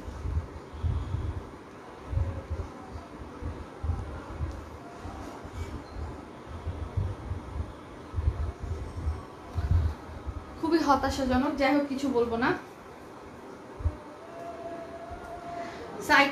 সাইক্লোট্রন হচ্ছে এমন একটা ডিভাইস যেটা কি করা হয়, যে ডিভাইসের মাধ্যমে একটা চার্জ পার্টিকেলকে এক্সেলারেট করা হয়, অর্থাৎ এক্সেলারেট করে ওর তোমার ওকে কি করা হয়, ওর মানটাকে ভেলোসিটিটাকে, স্পিডটাকে বাড়ানো হয়, স্পিডের মানটাকে বাড়ানো হয়, এবং স্পিডের মান বাড়লে কি হবে, কাইনেটিক এনার্জির মানও বেড়ে যাবে। অর্থাৎ আমরা যে বিমটা আমরা যে ক্যাথোড রেটা ইউজ করলাম, সেই ক্যাথোড রেটা বা আলফা পার্টিকেল যখন আমরা ইউজ করি, আলফা পার্টিকেল স্ক্যাটারিং যখন ইউজ করে আমরা কি করা হয়, নিউক্লিয়াসের আমরা যে জানলাম যে পরমাণুর অভ্যন্তরে একটা নিউক্লিয়াস আছে, যে এই যে একটা ক্যারেক্টারিস্টিক্স আমরা যে জানতে পারলাম, সেই আলফা পার্টিকেলটা কিন্তু যথেষ্ট পরিমাণ হাই এনার্জির হতে হবে বা হাই ভেলোসিটির হতে হবে। এটা যদি হয় তখনই কিন্তু আমরা স্ক্যাটারিং এর মাধ্যমে এই ধরনের প্রপার্টিসগুলো দেখতে পাবো বা ক্যারেক্টারিস্টিক্সগুলো দেখতে পাবো। তো এই যে আলফা পার্টিকেলটাকে হাই এনার্জি বা হাই স্পিডের পরিণত করা হলো, এইটা একটা ডিভাইসের মাধ্যমে করা হলো। এটা একটা এক্সেলারেটেড ডিভাইস। এক্সেলারেটর, এই ডিভাইসটার কাজ হচ্ছে একটা পার্টিকেলকে, চার্জ পার্টিকেলকে কি করা হয়, সেই চার্জ পার্টিকেলের ভেলোসিটি ইনক্রিজ করা হয়, বা এক্সেলারেশনের মাধ্যমে সেই চার্জ পার্টিকেলের ভেলোসিটি ইনক্রিজ করা হয়, এবং ভেলোসিটি ইনক্রিজের মাধ্যমে তার কাইনেটিক এনার্জিটাকেও ইনক্রিজ করা হয়। ঠিক আছে, তাহলে এই চার্জ পার্টিকেল দিয়ে আমরা দেখা যায় যে নিউক্লিয়ার ফিজিক্সে একটা অ্যাটমে যদি আমি বোমবার্ড করি, অর্থাৎ একটা পার্টিকেল দিয়ে আঘাত করি, সেখান থেকে আমরা কি করব, ওই ম্যাটারটার সম্পর্কে আমরা বিভিন্ন রকম ক্যারেক্টারিস্টিক্স জানতে পারবো, ফান্ডামেন্টাল ক্যারেক্টারিস্টিক্স জানতে পারবো, যে বৈশিষ্ট্যগুলো জানতে পারবো। এছাড়াও দেখা যাবে যে এটা অন্যতম একটা ব্যবহার হচ্ছে টিউমার, ক্যান্সারে ব্যবহার করা হয়। ক্যান্সারে টিউমারে যখন পার্টিকেলগুলো নিক্ষেপ করা হয়, তখন এই ধরনের বিভিন্ন রকমের গ্লো হয়। এই গ্লোটা দিয়ে বিভিন্ন রকম লাইট ইমিট হয়। এই লাইট দিয়ে দেখা যায় যে কোনটা ক্যান্সারের উপাদান, কোনটা নর্মাল উপাদান, এইভাবে বিভিন্ন রকমভাবে প্রোটিন উপাদান, এই জিনিসগুলো আমরা জানতে পারি। তো দেখা যায় যে এটা চিকিৎসা ক্ষেত্রে যেমন ইম্পর্টেন্ট, তেমনি এটা নিউক্লিয়ার ফিজিক্সেও একটা ইম্পর্টেন্ট বিষয়, তারপর মেডিসিনেও এটা ইম্পর্টেন্ট। তো দেখা যাচ্ছে যে এই সাইক্লোট্রন বা এক্সেলারেটর, এক ধরনের এক্সেলারেটর, সেই এক্সেলারেটরটার ইম্পর্টেন্স অনেক বেশি। তো এটার ইম্পর্টেন্স অনেক বেশি। এইটা আবিষ্কার করেছেন হচ্ছে বিজ্ঞানী লরেন্স। তোমার এটা আবিষ্কার করেছেন 1932 সালে, এটা নিয়ে কাজ শুরু করেন, এবং এটার জন্য তিনি 1939 সালে এটার জন্য নোবেল পুরস্কার পান। ঠিক আছে, বিজ্ঞানী লরেন্স তোমার সাইক্লোট্রন বা এই ধরনের এক্সেলারেটরের জন্য একটা নোবেল পুরস্কার পান। এখানে মেইনলি এটার শেপটা, এটার কাজ হচ্ছে এরকম ভাবে একটা ডি শেপের একটা কি করা হয়, দুটো প্লেট নেওয়া হয়। এই দুটো প্লেটের মাঝে একটা ফাঁকা থাকে, হলো প্লেট। এটা হচ্ছে কি হলো প্লেট অর্থাৎ হচ্ছে ফাঁপা। এই ডি শেপ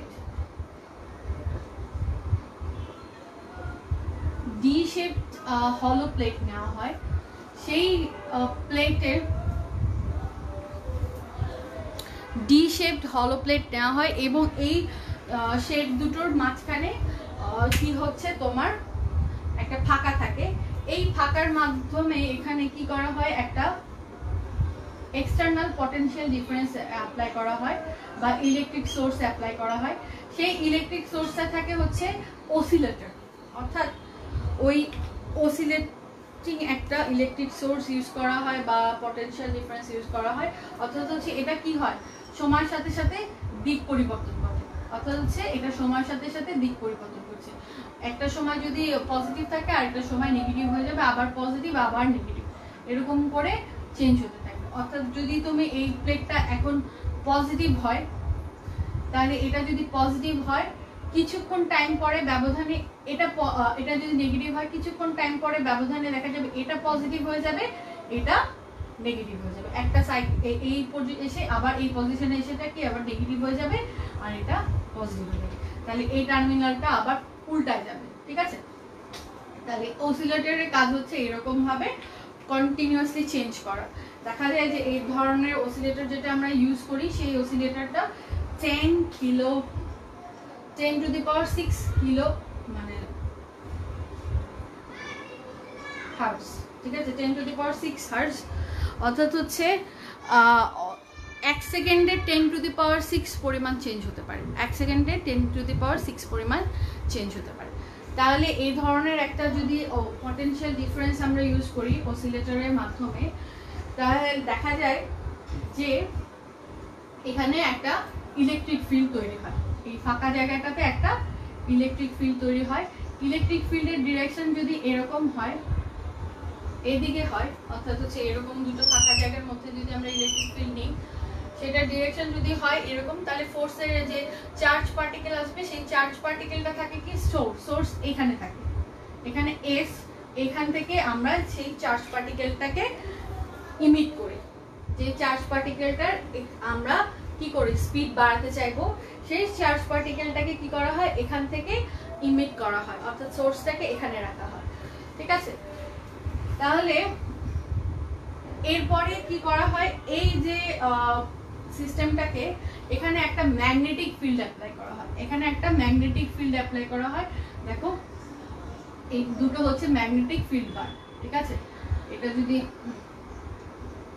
নর্থ পোল হয়, এটা যদি সাউথ পোল হয়, তাহলে দেখা যাবে কি নর্থ পোল থেকে সাউথ পোলে এরকম ভাবে ম্যাগনেটিক ফিল্ডের ডিরেকশন যাচ্ছে।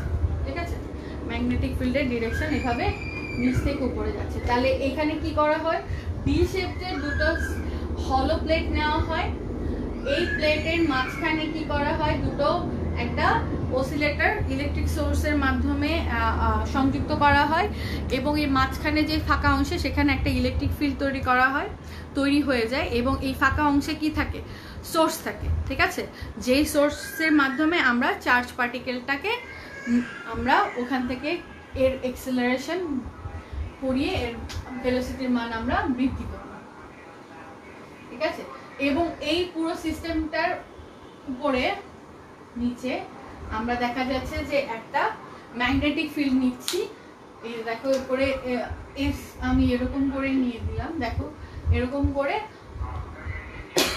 যার ফলে কি হচ্ছে এন থেকে ফিল্ডের ডিরেকশন কোন দিকে, সাউথের দিকে থাকবে। ঠিক আছে, তাহলে এই পুরো সিস্টেমটাকে আবার একটা বদ্ধ জায়গায় আবদ্ধ করা হয়, এমন একটা আবদ্ধ জায়গায় রাখা হয় যেখান থেকে এই পুরো সিস্টেমে কোনো বাতাসের উপস্থিতি পাওয়া যাবে না, এয়ার টাইট একটা অংশে এটাকে আবদ্ধ করা হয়।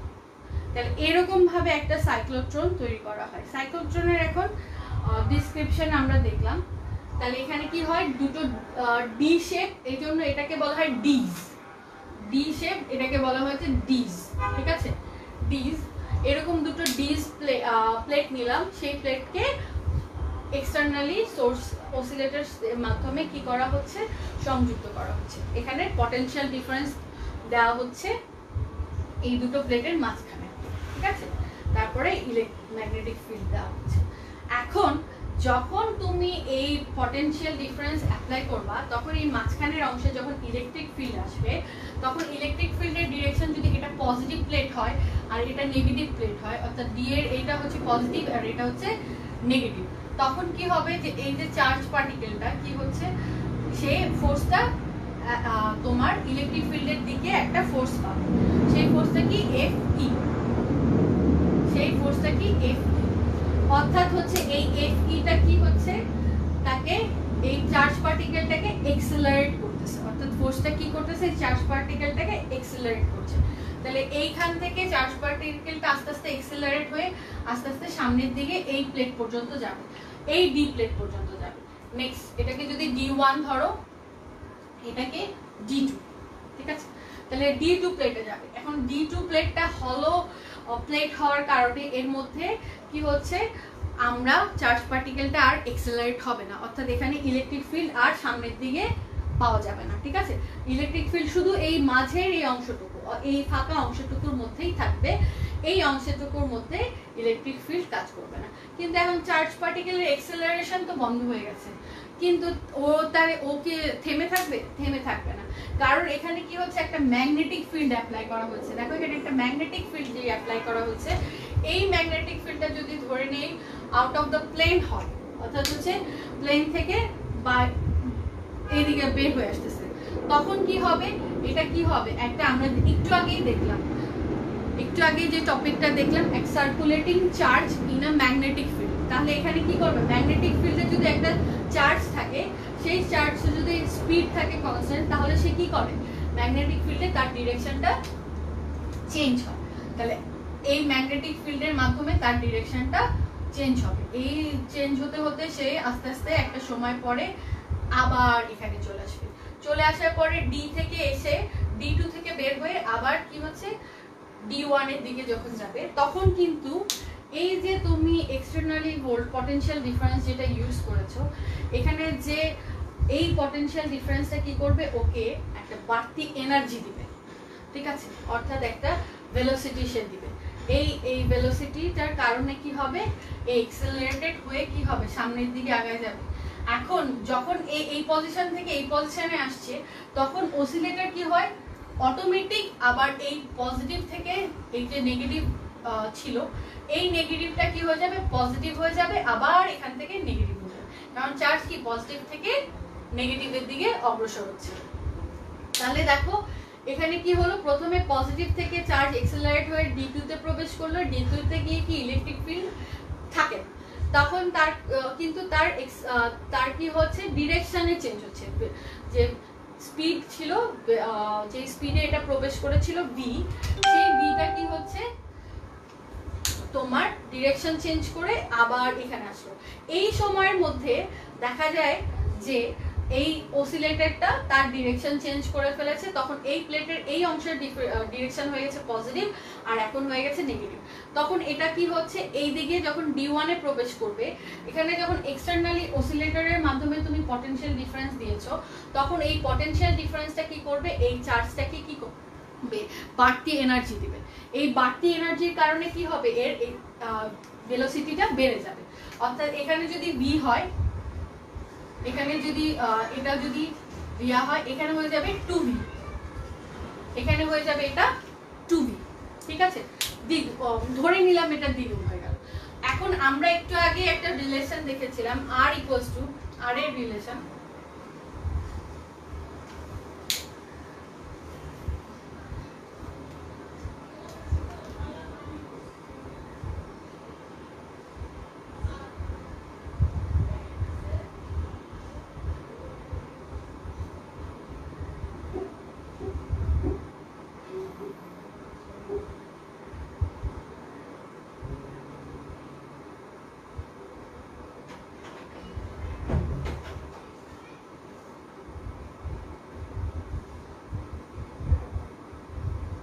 আর এর যে রিলেশনটা আমরা পেয়েছিলাম সেটা কি ছিল,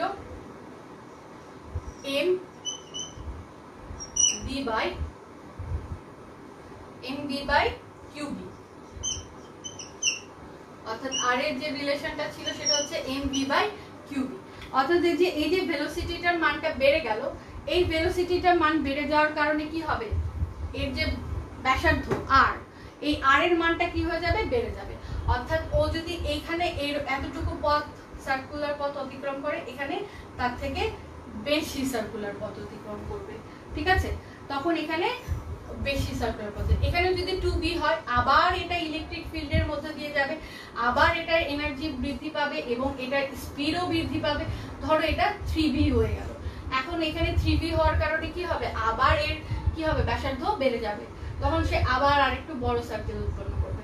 এরকম করে ততক্ষণ পর্যন্ত সার্কেল উৎপন্ন করে এভাবে বাড়তে বাড়তে দেখা যাচ্ছে যে একটা, ততক্ষণ পর্যন্ত এই সোর্স থেকে একটা চার্জ পার্টিকেল মুভ করে আস্তে আস্তে দেখা যাচ্ছে যে এরকম প্রথমে যদি এটা বাড়তে থাকে, এরকম করে বাড়তে বাড়তে বাড়তে বাড়তে বাড়তে বাড়তে বাড়তে ততক্ষণ পর্যন্ত যাবে যতক্ষণ পর্যন্ত ডি শেপের এই যে শেষ সীমা পর্যন্ত না সে পৌঁছাবে, ঠিক আছে। এরকম করে এই শেষ সীমা পর্যন্ত যখন পৌঁছাবে, অর্থাৎ বি এর যে ব্যাসার্ধ, অর্থাৎ এই পর্যন্ত যে ব্যাসার্ধ, এই পজিশনে যখন পৌঁছাবে, তখন এখানে একটা ডিফ্লেক্টর থাকে।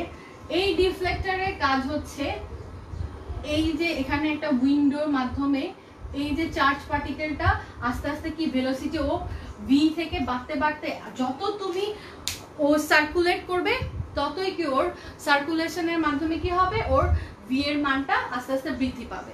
এখন এইটা যখন একদম ডি শেপের চূড়ান্ত সীমায় পৌঁছে যাবে, অর্থাৎ ম্যাক্সিমাম রেডিয়াসে পৌঁছায় যাবে, ম্যাক্সিমাম রেডিয়াস হয়ে যাবে, তখন কি হবে, এই যে স্পিডের যে তুমি পার্টিকেলটা নিয়েছো, চার্জ পার্টিকেলটা, সেটা এই ডিফ্লেক্টরের মাধ্যমে উইন্ডো দিয়ে বের হয়ে যাবে এবং যেই অ্যাটমের উপর তুমি আঘাত করতে চাচ্ছ, অর্থাৎ টার্গেট অ্যাটম, সেই টার্গেট অ্যাটমে গিয়ে সে আঘাত করবে, ঠিক আছে। টার্গেটে গিয়ে সে আঘাত করবে। যদি এখানে টার্গেট ম্যাটার আমরা যেমন আলফা পার্টিকেল যদি নিই, আলফা পার্টিকেলের এভাবে কি হবে, স্পিডটা বাড়তে বাড়তে বাড়তে বাড়তে যখন চূড়ান্ত পর্যায়ে চলে যাবে, তখন কি হবে, ডিফ্লেক্টরের মাধ্যমে সে টার্গেট, অর্থাৎ হচ্ছে একটা গোল্ড প্লেটের মধ্যে গিয়ে আঘাত করবে। এবং ওই আঘাতের মাধ্যমে আমরা কি দেখেছি, যে নিউক্লিয়াসের আবিষ্কার, ঠিক আছে। তাহলে এরকম ভাবে আমরা একটা পার্টিকেলের, চার্জ পার্টিকেলের কি করা হয়, সার্কুলেট করতে করতে ওর স্পিড আমরা বাড়াতে পারি, ঠিক আছে। এখানে স্পিড কিভাবে বাড়ে আমরা দেখলাম, যে চার্জ পার্টিকেলটা এক্সেলারেট হয়ে কি করা হয়, যখন ডি শেপ ফিল্ডে প্রবেশ করে, তারপরে সেখান থেকে এখানে নিচে যখন আসে, তখন কি হচ্ছে, ভেলোসিটি বেড়ে যাচ্ছে। ভেলোসিটি বাড়লে রেডিয়াসও বাড়বে, এরকম করে রেডিয়াস বাড়তে বাড়তে আমরা সুন্দরভাবে দেখতে পাই যে এর চার্জ পার্টিকেলের ভেলোসিটিও বাড়ে, সাথে সাথে কাইনেটিক এনার্জিও বাড়ে। এখানে একটা ইম্পর্টেন্ট অংশ, কি দুইটা ইম্পর্টেন্ট অংশ, সেটা হচ্ছে এই অসিলেটর, যে অসিলেটরটা কি হয়, সময়ের সাথে সাথে চেঞ্জ হয়, ঠিক আছে, সময়ের সাথে সাথে চেঞ্জ হয়। অর্থাৎ এই হাফ সাইকেলের পরে অর্থাৎ অসিলেটর কি হাফ সাইকেলের পরেই কি হয়, চেঞ্জ হতে থাকে, চেঞ্জ হয়ে আবার এদিকে যায়। তাহলে একটা হাফ সাইকেল পূরণ করার পরে কি হয়, আবার চেঞ্জ হয়ে সে এটা উল্টা হয়ে যায়। এটা যদি নেগেটিভ থাকে তখন এটা পজিটিভ, আর এটা হচ্ছে নেগেটিভ। তাহলে এরকম ভাবে এক একটা হাফ সাইকেলে গিয়ে আবার এখান থেকে যখন এই পজিশনে যায়, তখন কি হচ্ছে, তোমার ওর অবস্থা চেঞ্জ হয়। তাহলে এই যে সাইক্লোট্রনের যে একটা ফ্রিকোয়েন্সি, অর্থাৎ ধরো এফসি, এই যে সাইক্লোট্রনের যে ফ্রিকোয়েন্সিটা আমরা পাবো, সেই ফ্রিকোয়েন্সিটা কি পেয়েছিলাম একটু আগে আমরা দেখলাম, যে ফ্রিকোয়েন্সি এরকম সার্কুলার যদি মোশনে তোমার যদি একটা চার্জ পার্টিকেল মুভ করতে থাকে, তাহলে তার ফ্রিকোয়েন্সি আমরা কি পেয়েছিলাম, QB by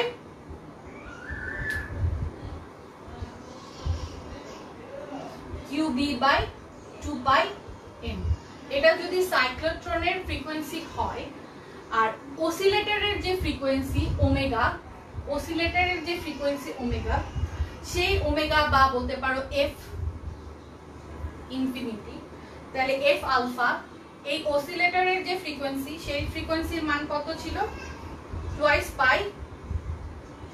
QB by m, ঠিক আছে। তাহলে দেখা যাচ্ছে যে এই এফসি সাইক্লোট্রনের ফ্রিকোয়েন্সি এবং অসিলেটরের ফ্রিকোয়েন্সি এক হতে হবে। অর্থাৎ হচ্ছে যে সময়ে একটা চার্জ পার্টিকেল এই পজিশন থেকে এই পজিশনে আসবে, অর্থাৎ হাফ পিরিয়ড অতিক্রম করবে, সেই সময়ে কিন্তু এই অসিলেটরটাকেও একই সাথে তোমার এই অসিলেটরটাকেও কি একই সাথে চেঞ্জ হতে হবে। অর্থাৎ এটার এফসি এবং এফএ এটার দুটোর ফেস কি হতে হবে, একই হতে হবে। অর্থাৎ হচ্ছে এফ, এটা যদি এফ এ আলফা হয় আর এটা যদি এফ সি হয়, তাহলে এই দুটো কি হতে হবে, সিঙ্ক হতে হবে, সিঙ্ক্রোনাইজ হতে হবে, অর্থাৎ হচ্ছে একই সময়ে পরিবর্তন হতে হবে। তাহলে এই যখন হবে তখনই কিন্তু আমরা এরকম এক্সেলারেশনের মাধ্যমে একটা স্পিড, একটা চার্জ পার্টিকেলের স্পিড বাড়াতে পারবো। তাহলে এখানে অবশ্যই এটা একটা ইম্পর্টেন্ট বিষয় যে এই অসিলেটরটার বা ইলেকট্রিক ফিল্ডটার কি হচ্ছে যে অ্যাপ্লাই করা হচ্ছে, এই ইলেকট্রিক ফিল্ডের মানটা কি হচ্ছে সময়ের সাথে সাথে চেঞ্জ হতে হবে, এবং এই চেঞ্জ যখন হবে, যখন চার্জ পার্টিকেলটা এবং এই অসিলেটরের চেঞ্জটা একই সময় হতে হবে। এবং এখানে যখন ডি শেপে ঢুকছে তখন কিন্তু ইলেকট্রিক ফিল্ড এখানে কাজ করছে না, তখন এই ম্যাগনেটিক ফিল্ডের মাধ্যমে কি হচ্ছে তোমার চার্জটা মুভ করছে, এই ম্যাগনেটিক ফিল্ডের মাধ্যমে এই চার্জের ডিরেকশন চেঞ্জ হচ্ছে। তাহলে ইলেকট্রিক ফিল্ডের কাজ কি, ইলেকট্রিক ফিল্ডের কাজ হচ্ছে চার্জকে এক্সেলারেট করা, ঠিক আছে। ইলেকট্রিক ফিল্ডের কাজ কি এখানে চার্জকে এক্সেলারেট করা, এবং ম্যাগনেটিক ফিল্ডের কাজ কি, ম্যাগনেটিক ফিল্ডের কাজ হচ্ছে এই যে তোমার এক্সেলারেটেড চার্জের ডিরেকশন চেঞ্জ করা, অর্থাৎ ডিরেকশন চেঞ্জ করে বারবার এটাকে ম্যাগনেটিক ফিল্ডেই নিয়ে আসা। অর্থাৎ বারবার সে কি করছে, এখান থেকে চেঞ্জ করে আবার ম্যাগনেটিক ফিল্ডে আনতেছে, আবার চেঞ্জ করে আবার ম্যাগনেটিক ফিল্ডে আনতেছে, আবার চেঞ্জ করে ম্যাগনেটিক ফিল্ডে আনতেছে। তাহলে বারবার এই কাজ কি, একে ম্যাগনেটিক ফিল্ডে নিয়ে যাওয়া। তাহলে আর যতক্ষণই এই ইলেকট্রিক ফিল্ডে নিয়ে যাওয়া, ম্যাগনেটিক ফিল্ডের কাজ হচ্ছে বারবার চেঞ্জ করে এই মাঝখানে যে ফাঁকা অংশে ইলেকট্রিক ফিল্ড তৈরি হয়েছে এই ইলেকট্রিক ফিল্ডে ওকে নিয়ে যাওয়া।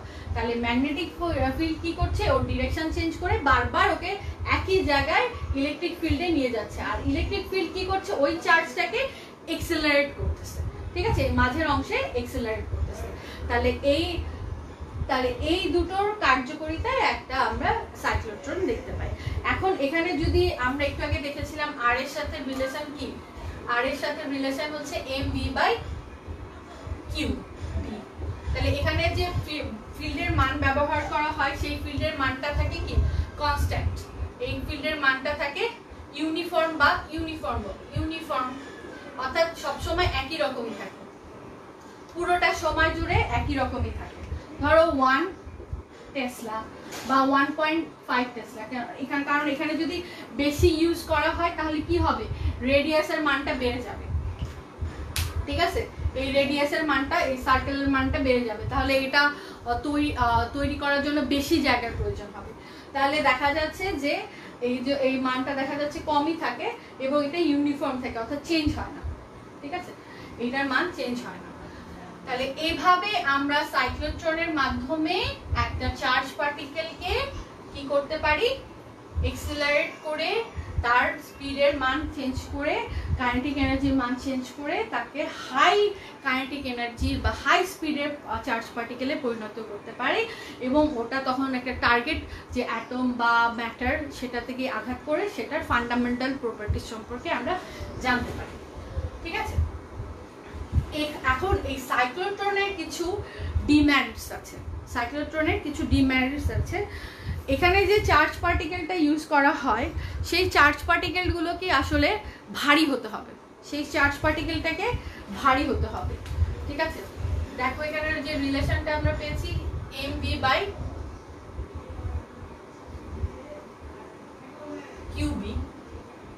এখন এটার যে মানটা ভারী হলে কি হবে, এটার মানটা হচ্ছে কি হয়ে যাবে, আর যে সার্কুলার পাথ সে রেডিয়াসটা কম থাকবে, ঠিক আছে। সেই জন্য দেখা যায় যে আমরা এক্ষেত্রে প্রোটন ইউজ করি, ডিউটেরন ইউজ করি, আলফা পার্টিকেল ইউজ করি, এরকম পার্টিকেলগুলোর ক্ষেত্রে সাইক্লোট্রন খুব ভালো কাজ করে, ঠিক আছে, আলফা পার্টিকেলের জন্য খুব ভালো কাজ করে। কিন্তু ইলেকট্রনের ভর হচ্ছে খুব কম, ইলেকট্রনের মাস খুব কম, যার কারণে এর খুবই অল্প ইয়েতেই কি হয়, এখানে যদি অসিলেটরের মাধ্যমে এক্সটার্নাল ফোর্স অ্যাপ্লাই করো, ইলেকট্রিক ফিল্ড অ্যাপ্লাই করো, তার ফলে কি হয়, যেহেতু মাস কম, এর ভেলোসিটি কি হয়ে যাবে, বেড়ে যাবে। মাস কম হলে ভেলোসিটি কি হয়ে যাবে, বেড়ে যাবে। এর দ্রুত ভেলোসিটি বেড়ে যায়, ঠিক আছে, এর দ্রুত ভেলোসিটি বেড়ে যায়, যার কারণে দেখা যায় যে আমরা অনেক হিউজ স্পিডের একটা ইলেকট্রন আলটিমেটলি পাই। এই ইলেকট্রনের মান যখন বা প্রোটনের যখন 50 ইলেকট্রন ভোল্ট হয়ে যায়, ঠিক আছে,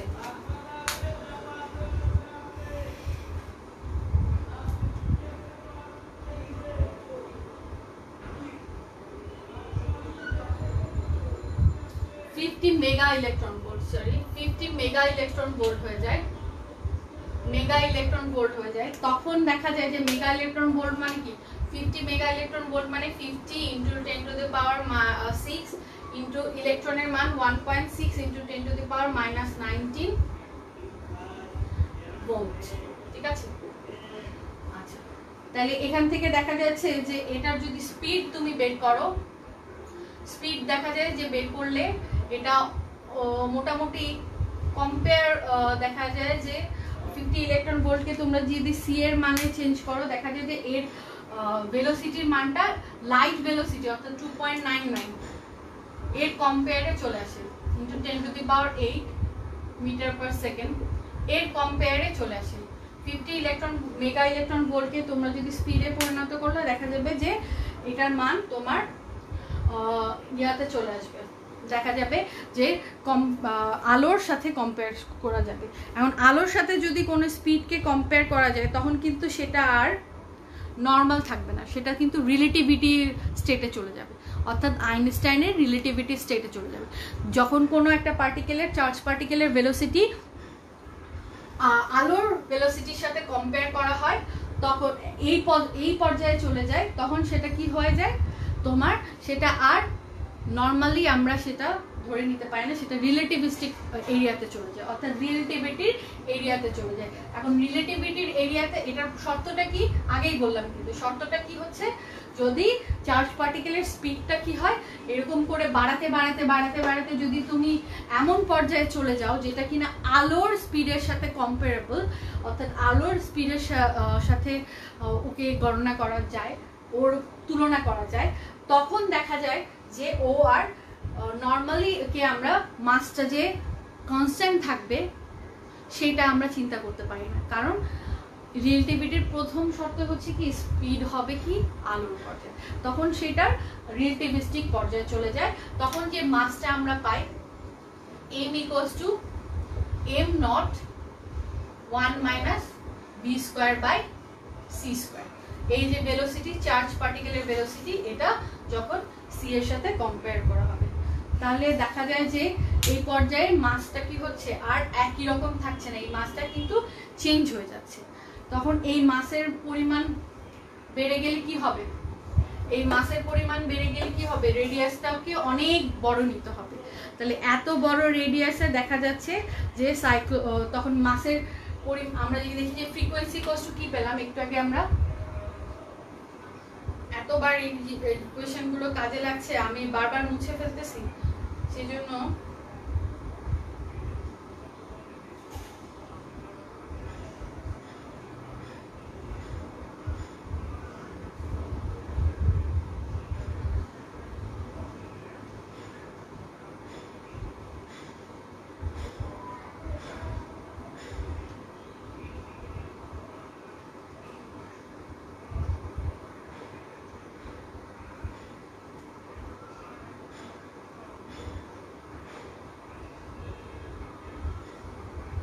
f এর মান যেটা আমরা পেয়েছিলাম সেটা কি, qb/2πm, f এর মান পেয়েছিলাম হচ্ছে qb/2πm।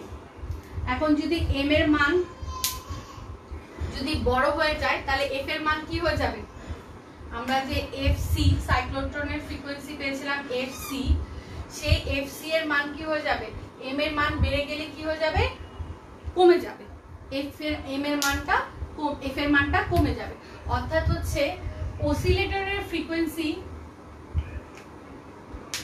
যে সময়ে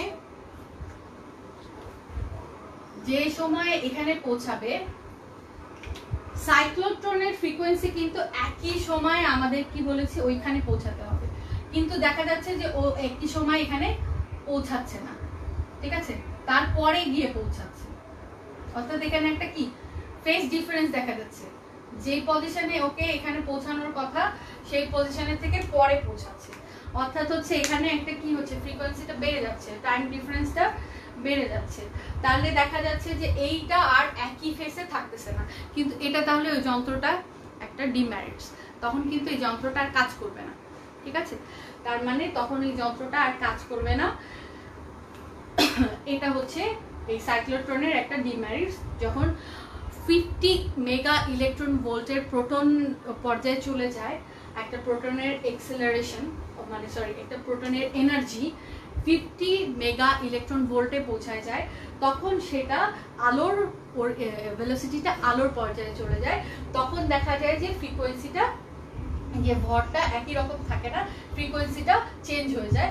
ভর বেড়ে গেলে ফ্রিকোয়েন্সি কি হবে, কমে যাবে।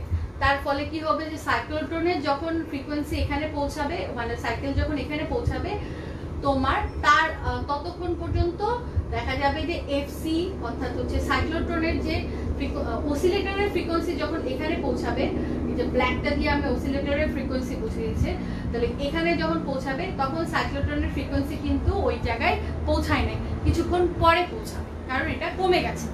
তো তার ফলে কি হচ্ছে যন্ত্রটা আর কাজ করবে না, ঠিক আছে। তাহলে এটা হচ্ছে সাইক্লোট্রনের একটা ডিমেরিটস, ঠিক আছে। তাহলে এইভাবে সাইক্লোট্রনটা দেখা যায় যে বড় স্পিডের ক্ষেত্রে যেই পার্টিকেলগুলো দেখা যায় যে তোমার বেড়ে যায়, এনার্জি খুব দ্রুত বেড়ে যায়, অর্থাৎ ইলেকট্রনের এনার্জি যেমন দ্রুত বেড়ে যায়, সেই ধরনের ক্ষেত্রে আমরা দেখা যাচ্ছে যে সাইক্লোট্রন কাজ করে না। তারপর হচ্ছে চার্জহীন বস্তুর ক্ষেত্রে কাজ করে না, যেমন নিউট্রনের কি চার্জ একটা নিউট্রাল পার্টিকেল। তাহলে এখানে আমরা জানি যে এক্সটার্নাল সোর্স হিসেবে একটা চার্জ পার্টিকেলই নিতে হবে, যেহেতু নিউট্রন একটা চার্জহীন একটা পার্টিকেল, সেহেতু ওটার কি হবে, ওটার উপরে সাইক্লোট্রন কাজ করবে না, ঠিক আছে। তাহলে সাইক্লোট্রনের এটা কয়েকটা ডিমেরিটস পাওয়া গেল। যদি ভর বেড়ে যায় তাহলে এর ফ্রিকোয়েন্সি কমে যাবে, তখন এটা যন্ত্রটা কাজ করবে না। তাহলে এই ক্ষেত্রে কি করা হবে, সাইক্লোট্রনের এই ডিমেরিটসটাকে ওভারকাম করে আরেকটা যন্ত্র বিজ্ঞানী লরেন্সই আবিষ্কার করেছেন 1945 সালে। তিনি একটা আবিষ্কার করেছেন, সেটা হচ্ছে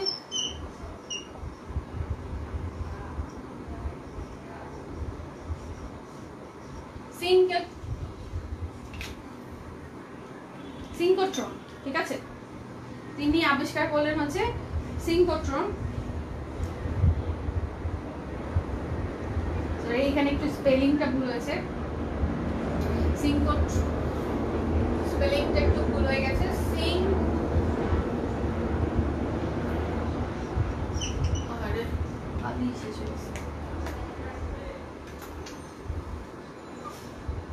সিঙ্ক্রোট্রন,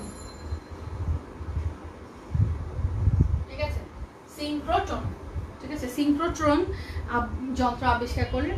এই সিঙ্ক্রোট্রনের কাজটা কি হচ্ছে, এই যে যখন তুমি এই ফ্রিকোয়েন্সিটা একই সময় ইন ফেসে থাকছে না, অর্থাৎ হচ্ছে একই সময় যখন পৌঁছাচ্ছে না, অর্থাৎ অসিলেটরের ফ্রিকোয়েন্সি আগে পৌঁছাচ্ছে এবং সাইক্লোট্রনের ফ্রিকোয়েন্সি একটু পরে পৌঁছাচ্ছে, চেঞ্জ হচ্ছে, তখন আবার এখানে যে ম্যাগনেটিক ফিল্ডের মানও হচ্ছে 1.5, এটা একটা ইউনিফর্ম ম্যাগনেটিক ফিল্ড থাকে। এখন দেখা যায় যদি আমি এই দুটোর যে কোনো একটাকে চেঞ্জ করে দিই, অর্থাৎ অসিলেটরটাকে যদি চেঞ্জেবল করি, অর্থাৎ সাথে সাথে ও কি হবে, ও যখন এখানে এসে একটু দেরিতে পৌঁছালো এমন ব্যবস্থা করবে যে এটা কি হচ্ছে ওই ঠিক ও যখন পৌঁছাচ্ছে তখনই চেঞ্জ হবে, ঠিক আছে। ও যখন এই ইলেকট্রনটা যখন এই ডি শেপ ঘুরে যখন এখানে এসে পড়লো, ঠিক তখনই এর পোলারিটিটা চেঞ্জ হবে। এরকম যদি অসিলেটর ইউজ করা যায় তখন সেক্ষেত্রে এই ডিমেরিটস সাইক্লোট্রনের এই ডিমেরিটসটাকে ওভারকাম করা সম্ভব। অথবা যদি এর ম্যাগনেটিক ফিল্ডটাও চেঞ্জেবল হয়, অর্থাৎ হচ্ছে যখন এই ম্যাগনেটিক ফিল্ডটা কি হবে, যদি মানটাকে আমি বাড়িয়ে দিই বা কমিয়ে দিই, তখন দেখা যাবে যে এই রেডিয়াসের মানটাও কি হয়ে যাবে, আমরা কি হবে ম্যাগনেটিক ফিল্ডের মান কমিয়ে দিলে কি হয়, রেডিয়াসের মানটা বেড়ে যায়। অর্থাৎ দেখা যাবে যে এখানে ম্যাগনেটিক ফিল্ডের মান চেঞ্জ করে দিলেও তোমার অসিলেটরটাকে যদি একই রকমই রাখে, তাহলে দেখা যাবে যে এই যে সার্কেলটা ঠিক ওই সময় এসে অসিলেটর যখন চেঞ্জ হওয়ার কথা, পোলারিটি চেঞ্জ হওয়ার কথা, সেই সময় এসে ওকে এই ইলেকট্রনটাকে এই পজিশনে নিয়ে চলে আসবে। অর্থাৎ এখানে দুইটা ভাবে আমরা চেঞ্জ করতে পারি। একটা হচ্ছে সাইক্লোট্রন সিনক্রোট্রনের, দুইটা ভাবে আমরা এই সাইক্লোট্রনের ডিমেরিটসকে ওভারকাম করতে পারি। একটা হচ্ছে যদি ম্যাগনেটিক ফিল্ডের মান চেঞ্জ করি, অথবা অসিলেটরের মানটা চেঞ্জ করি। তাহলে অসিলেটর অথবা ম্যাগনেটিক ফিল্ড এই দুটোর মান চেঞ্জ করার মাধ্যমে কি হচ্ছে, আমরা খুব সহজে আমরা সিনক্রোট্রন তৈরি করে ফেলতে পারি। এই সিনক্রোট্রনের জন্য যেহেতু ম্যাগনেটিক ফিল্ডের মানটা চেঞ্জ হবে, অর্থাৎ মানটা কমিয়ে দিলে দেখা যাবে যে রেডিয়াসের মানটা কি হয়ে যাবে, বেড়ে যাবে। অর্থাৎ এই জন্য দেখা যায় যে সিনক্রোট্রন যন্ত্রগুলো এগুলো অনেক বড় এরিয়া জুড়ে হয়, অনেক বড় এরিয়া জুড়ে হয়। এই লার্জ এরিয়া জুড়ে দেখা যায় 4.5 কিলোমিটার এরিয়া জুড়ে তোমার হচ্ছে একটা সিনক্রোট্রন যন্ত্র থাকে, ঠিক আছে। তাহলে এখানে এইরকম ভাবে এই যদি ম্যাগনেটিক ফিল্ডের মানটা চেঞ্জ করে ফেলতে পারি, তাহলেও আমরা এভাবে সাইক্লোট্রনের এই ডিমেরিটসটাকে ওভারকাম করতে পারি। এবং এর মাধ্যমে দেখা যায় যে 700 মেগা ইলেকট্রন ভোল্টের বা গিগা ইলেকট্রন ভোল্টেরও আমরা সিনক্রোট্রন আবিষ্কার করতে পারি। তাহলে এর মাধ্যমে কি করা হয়, চার্জ পার্টিকেলের মানটা, যে লরেন্স যে সিনক্রোট্রনটা আবিষ্কার করেছেন তার মানটা দেখা যাচ্ছে 700 মেগা ইলেকট্রন ভোল্ট। কোথায় 50 মেগা ইলেকট্রন ভোল্টে গিয়েই সাইক্লোট্রন ডিঅ্যাক্টিভ হয়ে যায়। সাইক্লোট্রন 50 মেগা ইলেকট্রন ভোল্টে গিয়েই মোটামুটি ডিঅ্যাক্টিভ হয়ে যায়। সিনক্রোট্রন দেখা যায় যে 700 মেগা ইলেকট্রন ভোল্টে গিয়েও তোমার কাজ করে, এছাড়াও গিগা ইলেকট্রন ভোল্টে গিয়েও কাজ করে। তাহলে সিনক্রোট্রনের এই গিগা মেগা এত হিউজ পরিমাণ তোমার একটা পার্টিকেল যদি আমি ভেলোসিটি বাড়াই, তাহলে এই পার্টিকেলটা দিয়ে কত আমরা এই পার্টিকেলগুলোর ইম্পর্টেন্স কত, এই পার্টিকেলগুলো আলফা পার্টিকেল বলো, নিউট্রন তোমার প্রোটন বলো, ইলেকট্রন বলো, এই পার্টিকেলগুলো দিয়ে আমরা একটা ম্যাটারের যত ধরনের ক্যারেক্টারিস্টিক্স আছে জানতে পারবো। তাহলে যত এগুলো ধরনের যেমন ধরো বিভিন্ন ধরনের আরো পার্টিকেল আবিষ্কার করা সম্ভব এই এক্সেলারেটেড চার্জ পার্টিকেলের মাধ্যমে। আরো ধরনের যেমন তুমি নিউক্লিয়ার বম্বার্ডের মাধ্যমে কি করা যাবে, অনেক নিউট্রন আবিষ্কার করা যাবে, অনেক শক্তি তৈরি হবে। তাহলে দেখা যাচ্ছে যে এই এক্সেলারেটেড চার্জ পার্টিকেলের গুরুত্ব কিন্তু অনেক বেশি। সো এটার যত মান হবে ততই এটা আমরা অনেক বেশি অ্যাটমকে সে কি করতে পারবে, আঘাত করতে পারবে, ম্যাটারের অনেক বেশি অঞ্চল জুড়ে সে কাজ করতে পারবে। তাহলে এই যে সিনক্রোট্রন, সেই সিনক্রোট্রনের কিন্তু গুরুত্ব অনেক বেশি, সাইক্লোট্রনেরও গুরুত্ব অনেক বেশি। তো এভাবে আমরা এগুলো প্রত্যেকটাই এক একটা এক্সেলারেটর, এই এক্সেলারেটরের মাধ্যমে কি করা হয়, চার্জ পার্টিকেলের স্পিডটাকে বাড়ানো হয় বা কাইনেটিক এনার্জিকে বাড়ানো হয়।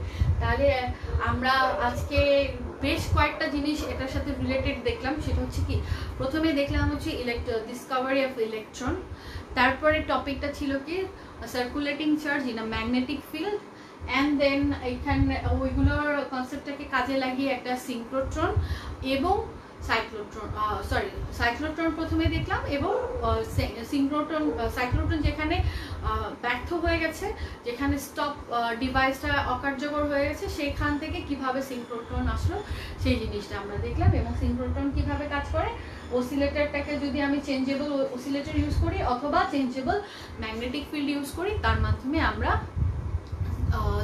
সাইক্লোট্রনের যে তোমার ডিমেরিটসটা সেটাকে ওভারকাম করতে পারি। তাহলে এই চারটা কনসেপ্ট দিয়ে তুমি মোটামুটি আমাদের ম্যাগনেটিক ফিল্ড শেষ। এছাড়াও একটা টপিক থাকবে, সেটা হচ্ছে ম্যাগনেটিক ডাইপোল মোমেন্ট। এটা তোমরা নিজেরা পড়ে নিও এবং দেখে নিও যে এটাতেও কোনো সমস্যা থাকলে আমাকে বলো।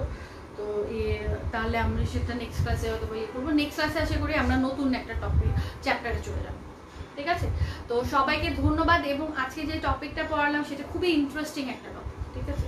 এটা এটা খুবই ইন্টারেস্টিং একটা টপিক। আমি আশা করবো যে এই টপিকটা নিয়ে তোমরা আরও গুগলে সার্চ দিবা, আরও বেশি পড়বা। আমি যতটুকু জানালাম এই জানাটা দিয়ে তুমি তোমার জ্ঞানটাকে আরেকটু বাড়ানোর চেষ্টা করবা। আমাদের কাজ কিন্তু তোমাকে বিভিন্ন জানালা ওপেন করে দেওয়া, কিন্তু এই জানালাগুলো থেকে যে জ্ঞানগুলো আসবে, যে আলোগুলো আসবে, সেগুলো কিন্তু তোমাকে আলোকিত করবে, ঠিক আছে? এই আলোকিত করার জায়গাটা কিন্তু তুমি এখন ওই জানালাটাকে বন্ধ করে রাখবা না খুলে রাখবা, সেটা তোমার বিষয়। আমরা যে জানালাটা ওপেন করে দিচ্ছি, এই জানালাটা কিন্তু তোমাকে আরো বেশি সুযোগ করে দেয় আলো প্রবেশ করা তোমার ঘরে বা তোমার মনে, তোমার মাথায়। জ্ঞানের আলোকে আরো বেশি প্রবেশ করার সুযোগ করে দেয়। তুমি এখন এখানে চাইলেই বন্ধ করে রাখতে পারো বা খুলে রাখতে পারো, এখন যেটা তোমার ইচ্ছা। কিন্তু আমি আশা করি এই পর্যায়ে এসে, যেহেতু তুমি ফিজিক্স পড়তে এসেছো, তুমি নিজের জানালাটাকে আরো বেশি বড় করবা। আমি যতটুকু বললাম তার থেকেও ভেঙে আরো বড় করবা। আমার এই জ্ঞানটা দিয়ে তুমি এটাকে আরো বড় করো, যাতে তুমি আরো বেশি জ্ঞান ধারণ করতে পারো। এখান থেকে যদি 2টা স্টুডেন্টও ভালো ফিজিসিস্ট হয়, সেটাও আমাদের একটা সাফল্য। আমি বলছি না 100 স্টুডেন্টের মধ্যে অনেকেই সবাই হবে, কিন্তু যদি 2জনও হয় সেটাও আমাদের সার্থক। ঠিক আছে, সবাইকে ধন্যবাদ। একটু পড়াশোনা করো, পড়াশোনা করলে দেখবা যে স্বাভাবিকভাবে তোমরা থাকতে পারো। ঠিক আছে, সবাইকে ধন্যবাদ।